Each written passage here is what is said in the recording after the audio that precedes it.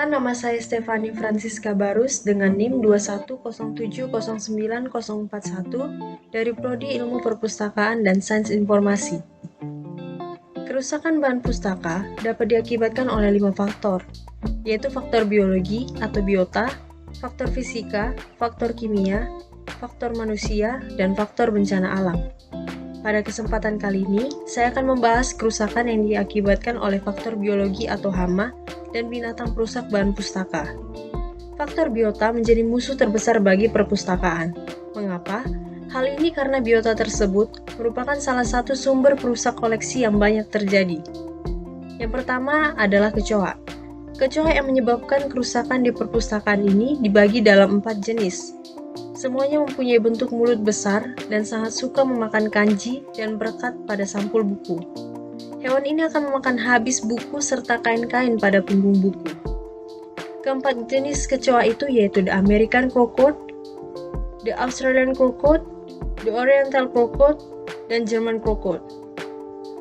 Kotoran kecoa yang berupa cairan dapat merusak keutuhan bahan pustaka. Makanan yang digemarinya adalah sisa-sisa makanan dan makanan-makanan yang busuk. Yang kedua adalah rayap. Serangga rayap adalah semut putih karena warnanya putih pucat dan berbadan lunak. Makanan utamanya adalah kayu, kertas, foto, dan sebagainya. Rayap mampu memusnahkan setumpuk bahan pustaka dalam waktu yang singkat. Rayap merupakan hewan perusak yang paling berbahaya bagi keberadaan bahan pustaka. Pada umumnya, serangga ini akan bekerja memakan ataupun merusak buku pada saat malam atau suasana yang gelap ataupun sepi, sehingga sulit untuk mengamati bagaimana proses perusakannya.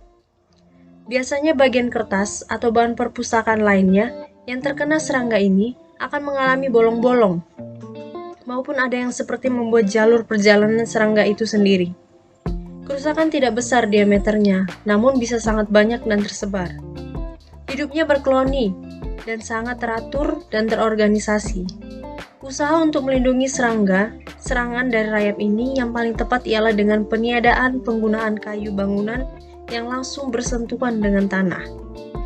Yang ketiga ada binatang pengerat. Tikus termasuk binatang pengerat.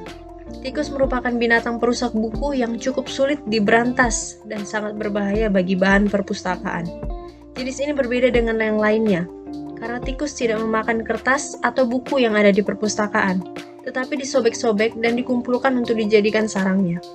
Sehingga bisa jadi bahan perpustakaan tersebut kehilangan begitu banyak kandungan informasinya. Kotoran tikus juga dapat merusak bahan pustaka dan meninggalkan bau yang tidak sedap. Adapun beberapa jenis tikus seperti tikus hitam, tikus coklat ataupun tikus rumah, tikus sawah, dan tikus putih.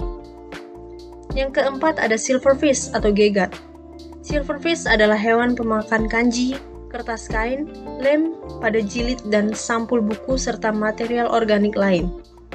Silverfish lebih suka hidup di tempat yang gelap dan lebih aktif pada malam hari.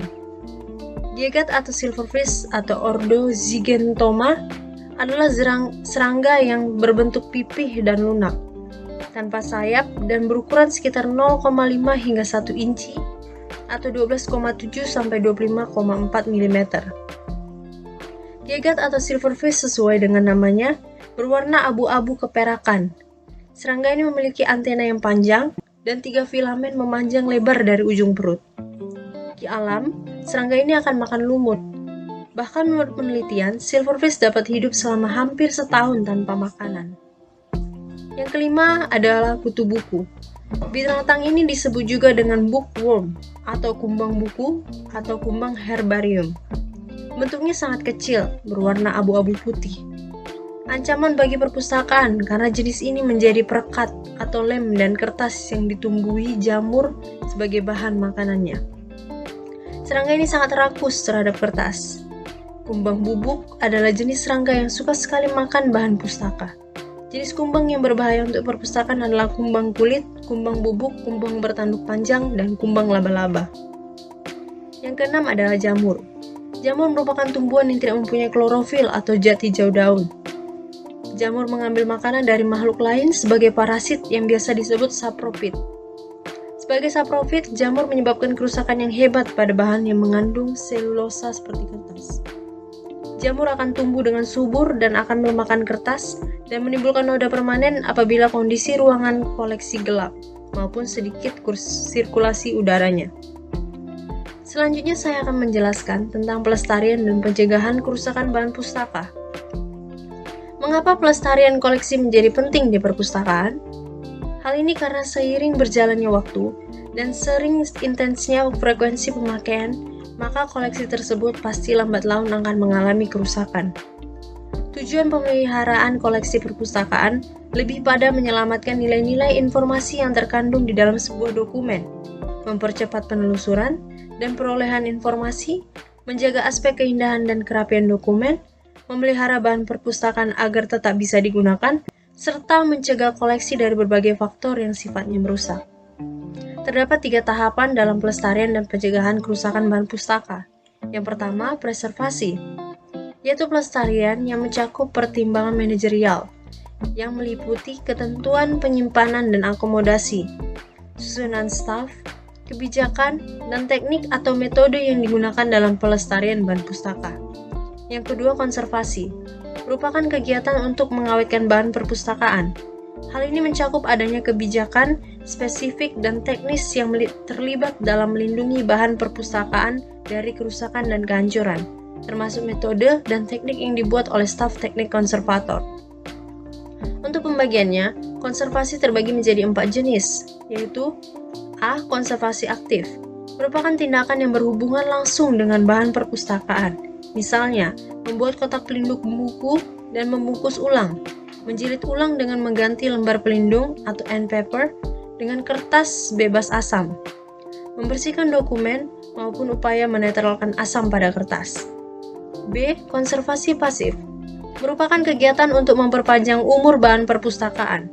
Hal ini misalnya memonitor kebersihan ruang penyimpanan koleksi, mengkondisikan udara yang selalu bersih bebas polusi, penggunaan AC yang stabil, dan mengontrol kondisi fisik maupun kondisi lingkungan di sekitar tempat koleksi tersebut disimpan. C. Konservasi preventif, merupakan tindakan dalam rangka mengoptimalkan kondisi lingkungan perpustakaan untuk memperpanjang umur bahan perpustakaan. Hal ini misalnya menyusun kebijakan yang jelas terkait pelatihan petugas perpustakaan. Kebijakan tertulis harus tegas dalam implementasinya. Selanjutnya, membangun kesadaran pengelola perpustakaan dan para pustakawan akan langsung bertanggung jawab dalam mencegah bahan perpustakaan dari kerusakan, maupun mengikutkan staf perpustakaan untuk mengikuti diklat pelestarian bahan perpustakaan agar lebih profesional. Selanjutnya, aspek konservasi preventif yang berhubungan langsung dengan koleksi, seperti melakukan survei kondisi bahan perpustakaan, memasang pengusir serangga, memberi kapur barus, memberikan silica gel, dan lain-lain. Perlu diingat bahwa jangan memberikan racun tikus karena tindakan ini berbahaya. Sebab jika tikus mati dalam ruang koleksi atau di sela-sela buku, maka justru akan menimbulkan masalah yang baru. Jadi solusi yang baik adalah menangkap tikus dengan sistem perangkap atau menggunakan pembasmi obat yang membuat tikus menjadi mati kering di dalam perangkap yang dibuat. Yang terakhir, konservasi kuratif atau disebut juga dengan restorasi, yaitu merupakan tindakan untuk mengembalikan struktur fisik dan fungsi dari sebuah dokumen dengan cara menyelamatkan kondisi fisik bahan perpustakaan agar terhindar dari kerusakan lebih lanjut.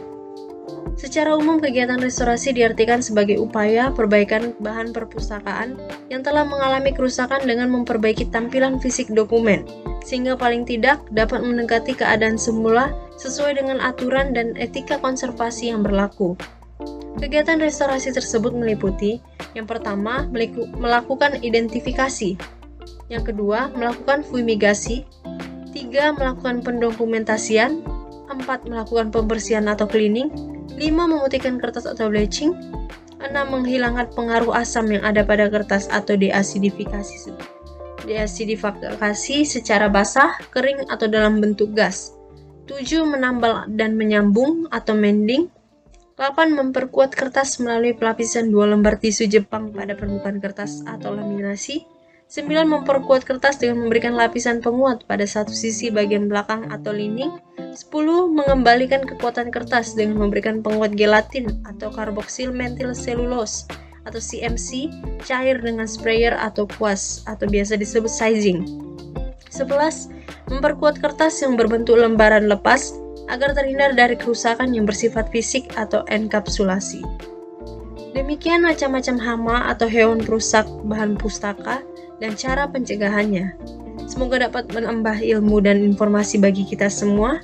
Saya Stefani Barus mengucapkan terima kasih.